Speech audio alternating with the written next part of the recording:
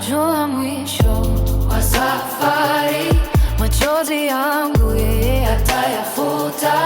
Najua mwisho wa safari, Mungu wangu atanisitiri.